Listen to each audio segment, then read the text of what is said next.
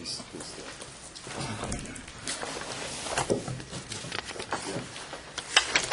All right, we are here again in case number D442958, Conte versus Conte. Counsel, please state your names and bar numbers for the record. Good morning, Your Honor. Trevor Creel, bar number 11943, here with Jesus Conte, who is present. Good morning, Your Honor. Alex Kivato, bar number 10592 on behalf of Mr. Conte. He is here, but he's outside. He's a little bit too emotional to be in this court. I asked him to sit outside. It's okay. Thank you, Your It's Honor. okay. I understand. I have kind of a strange financial disclosure form from your client, and I can't kind of make heads or tails of it, and I pride myself on being able to make heads or tails of financial disclosure forms. I'm inclined to deny both motions and just keep the status quo. And I anticipated that, Your Honor. If I could just I thought you might. make a quick record. Sure. My concern with my client is his mental health. He does have a severe case of PTSD, and it's not getting any better. I don't think he's rational to make, right at this point. And which begs the question, and this is part of the reason why, I'm not sure at this point he's making decisions that, for example, asserting this motion, but then not giving me the resources to determine whether or not there should be a decrease in spousal support. I understand, Your Honor. Unfortunately, that FDF that you're talking about was filed prior to my involvement in the case. I believe it was It's not on you. Luce Schneider's. So I'm kind of stuck with what was filed, in a sense. What I was going to suggest to the court, if you're inclined to consider the idea that he may be incapable at this point of complying with the order, such that it would make sense to just to just terminate the alimony. I haven't necessarily made a finding that he's incapable. I have made findings previously that he's unwilling. Because he's incapable. My contention is he may be unwilling because he's incapable of reasoning by reason of his disability. And he does have a serious disability. He's been in my court a lot, and I appreciate that he has some hearing issues. Okay, and in fact that our own equipment is of no assistance to him. I appreciate that he's stressed out over the various medical maladies that he's faced. I appreciate that he served our country for many years, and that may have contributed to his emotional state of mind. I'm mindful of all of that. But I didn't see in his financial disclosure form a basis for lowering his spousal support obligation, and furthermore, he comes to court, whether intentionally or not, or competently or not, with unclean hands. He has compelled the plaintiff to come to court time and time and time again. He's leveled some outrageous accusations at her over the years. But at the end of the day, everything I ordered was consistent with Nevada law. He didn't give me a sufficient basis in this motion. I appreciate it does predate you, and you're doing the best you can, but I don't see a basis for granting the motion. But I also don't see a basis for granting your motion. I'm not going to increase the amount or duration of spousal support simply because he's not in compliance with payment to begin with.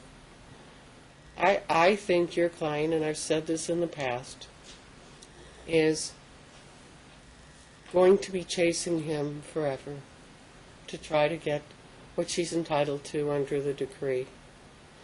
But I'm not going to further burden the it's like saying, selling something for less than you paid for it, but I make up for it in volume. Have you heard that old saying? This is like that.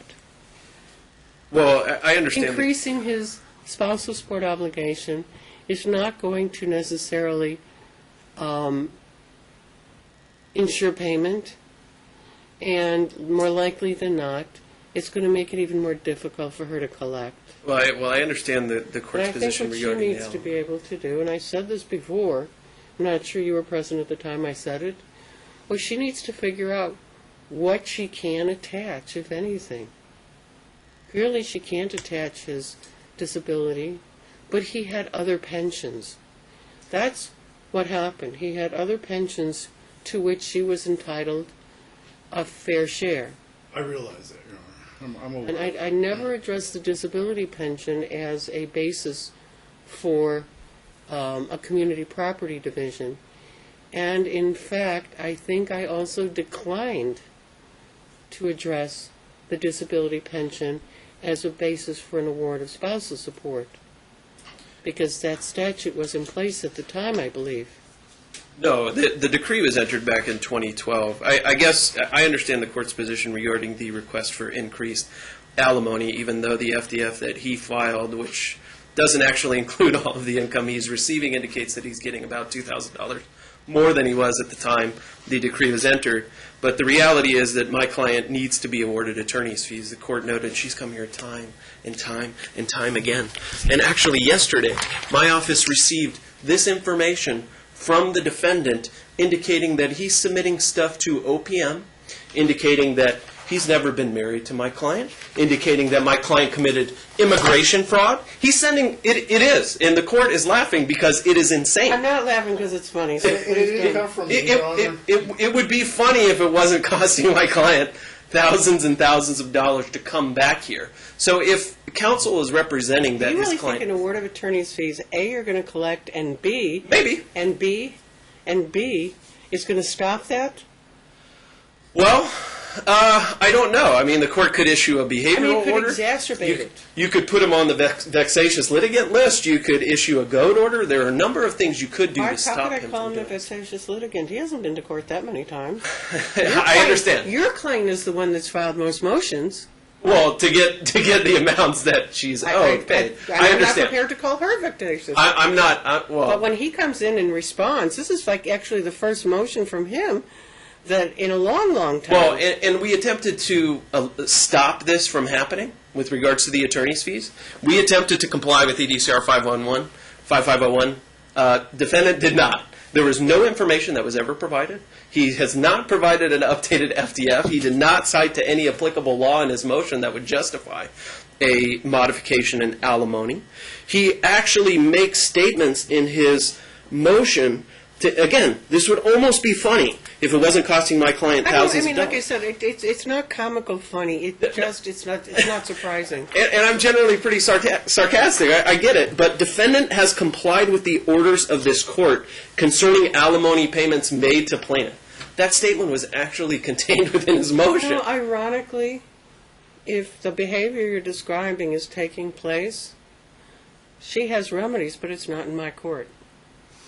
Through a restraining order? I guess. I mean, No, she has remedies, probably in federal court. civil litigation, yeah. Defamation? I mean, A number of things. I've already found there is yeah. a specific finding by this court back about, 6 years ago, that the parties were lawfully married. I've specifically found that. I know you have. So, But your he's client, still bringing I'm it up. not going to tell you what advice to give to your client, and I'm certainly not going to give her legal advice, but she has remedies. They just aren't here. Okay. I've discussed all of this with my client, Your Honor. I don't want to hear about it because it's not in my I'm not court. going to discuss it in detail. I'm just saying it's been discussed. I've discussed with Mr. Creel several times settling the matter. And we just, we try. I try. Yes, before we walked in here today. Tell you what, I've already put you through a Brunzell canvas. I'm going to award you $500 in fees, reduced to judgment. That's it. Your client, if she wants to collect any damages, including paid attorney's fees from this defendant, they're not married to each other. she is certainly free to pursue whatever remedies she has. Whether your firm wants to handle it or you want to refer her to somebody that you know to be quite creative in the area of civil litigation, you're free to do so. I don't know. I think your client's tired. She is, but at the same time, she should frankly not think be the made defendant to is incur tired. this expense for what was clearly a frivolous motion. Well, let me respond to that, Your Honor. It's not a frivolous motion. The argument, the basis for the change, the request to terminate alimony, the changed circumstances, the Well, it wasn't a continuous change. severity of his mental illness. She's been working for Walmart for years. There was no change here. Well, the change is my client's changed circumstances. He was working for Walmart when they got a divorce. She was. Understood. Her comes The irrelevant. change is my client's continuing. His financial disclosure form does not support that contention. He's Because working. he's making money, it doesn't mean that he's not losing his mind, which is in fact what's happening. Well, that's a different Blunt. issue. And again, that's not in front of me. He's That's making somewhere more else. money than he was substantially more than he was at the time the decree was entered. I mean, is the court making a finding that counsel actually complied with EDCR 5501, that he No. complied with EDCR That's 5506? why I ordered $500. $500 of the $3,000 that my client's been forced to incur? Counsel, do you want me to rescind that? As far as even the counsel's arguing that we never discussed possible. This isn't the first time that we were here before this court on her motion, as the court indicated.